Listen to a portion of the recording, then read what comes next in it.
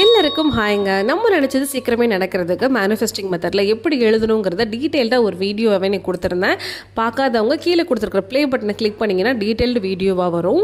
So அந்த வீடியோவில் நிறைய பேர் டவுட் கேட்டிருந்தீங்க. இந்த மாதிரி முதல் பேஜில் சிம்பிள்ஸ் எல்லாம் போட்டிருக்கீங்க, லெட்டர்ஸ் எல்லாம் எழுதிருக்கீங்க, அதெல்லாம் என்னதுன்னு கேட்டிருந்தீங்க. இது எல்லாமே மணியை அட்ராக்ஷன் பண்ணுறதுக்கு உண்டான விஷயம். ஏன்னா நம்ம மேனிஃபெஸ்டிங் மெத்தடில் பணம் நிறையா வரணும், இன்கம் நிறையா வேணும், இல்லை மணி ரிலேட்டடாக எந்த ஒரு விஷயத்தை நம்ம மேனிஃபெஸ்ட் பண்ணாலுமே இந்த மாதிரி சிம்பிள்ஸை நம்ம தாராளமாக ஒரு க்ரீனிங்கிட்ட நம்ம அதில் எழுதிக்கலாம். ஸோ இது எல்லாமே மணியை அட்ராக்ட் பண்ணக்கூடிய சிபு சிம்பிள், அதே மாதிரி லோட்டஸ் சிம்பிள்.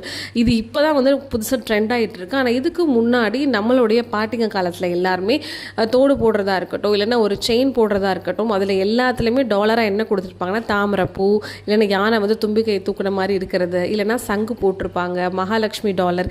இது எல்லாமே வந்து மணியை ஈர்க்கிறதுக்கு உண்டான ஒரு சிம்பிள்ஸ் தான். மணி அட்ராக்ஷன் சிம்பிள்ஸை எப்படி எழுதணும், அதை எப்படி யூஸ் பண்ணணும், எப்போ யூஸ் பண்ணுங்கிற விஷயம் தெரிஞ்சுக்கணும்னு நினச்சிங்கன்னா கமெண்ட் பண்ணுங்கள். அதை பற்றின ஃபுல் டீட்டெயில் வீடியோ அப்லோட் பண்ணுறேன்.